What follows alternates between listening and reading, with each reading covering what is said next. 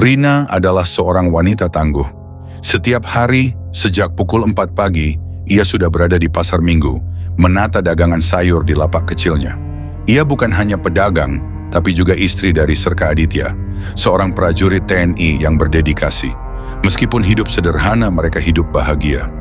Pasar adalah tempatnya mencari nafkah, dan ia dikenal ramah serta jujur oleh pelanggan. Namun belakangan ini, suasana pasar mulai berubah.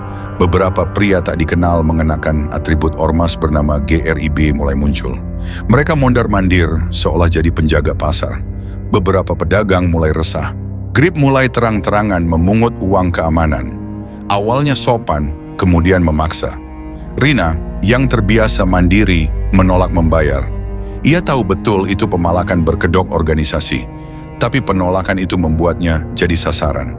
Suatu hari, salah satu dari mereka membentak Rina karena tak memberi setoran. Ia mendorong meja sayur hingga beberapa tomat dan cabai jatuh ke tanah.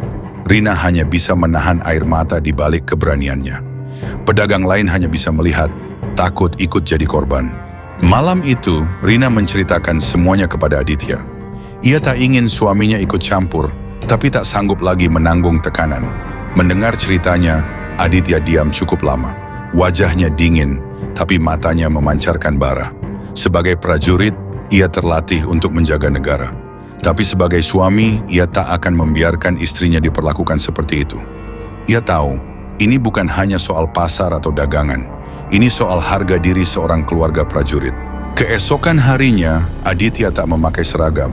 Ia mengenakan jaket dan celana biasa, menyatu dengan keramaian pasar. Dari kejauhan, ia mengamati. Seperti mata elang, ia mencari wajah-wajah yang disebut Rina. Tak butuh lama, 3 pria dari GRIB kembali datang ke kios istrinya. Mereka tertawa-tawa, berbicara kasar, dan kembali meminta setoran.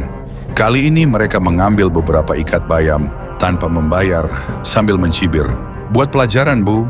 Jangan lupa minggu depan bawa lebih banyak uang." Ya, Aditya tak menunggu. Ia berjalan maju, pelan tapi mantap. Aditya berdiri di depan mereka. "Urusan kalian selesai," katanya datar. Salah satu preman mendekat, tertawa meremehkan, dan berkata, "Emang lu siapa, Bang?" Aditya tak menjawab.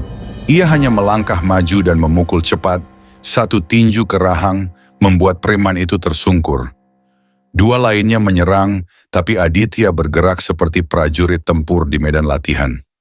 Cepat, tegas, tanpa ragu. Tinju dan tendangannya mendarat dengan presisi, membuat mereka roboh dalam hitungan detik. Suasana pasar langsung riuh. Banyak yang bersorak diam-diam, beberapa merekam dengan ponsel. Seorang ibu tua bahkan berseru, "Akhirnya ada yang berani." Aditya menarik kerah baju salah satu preman yang masih setengah sadar dan menatap langsung ke matanya.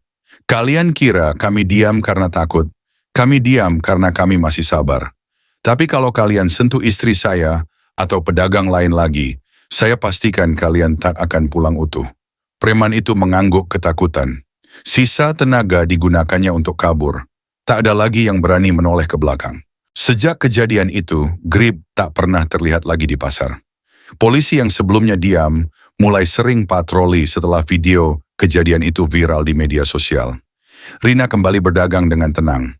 Banyak pedagang kini lebih berani, tak lagi takut pada preman. Aditya tidak membanggakan apa yang ia lakukan. Baginya, itu bukan tindakan pahlawan. Itu hanya kewajiban seorang suami. Tapi di mata banyak orang, ia adalah simbol bahwa kebenaran masih punya tempat, selama ada yang berani memperjuangkannya.